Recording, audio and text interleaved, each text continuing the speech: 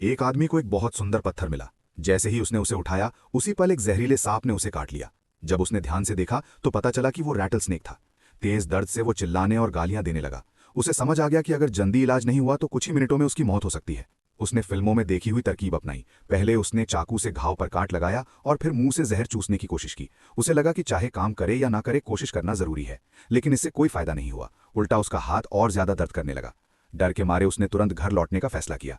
घर पहुंचते ही उसने बहुत सारा पानी पिया। थोड़ी देर बाद उसकी आंखों के सामने धुंध छाने लगी और जहर पूरे शरीर में फैलने लगा।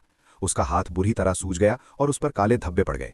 इसी बीच उसने बाहर किसी के आने की आवाज सुनी। उसे लगा कि अब उसकी जान बच जाएगी, लेकिन वो व्यक्ति कुछ कहकर चला गया और उसकी मदद नहीं की।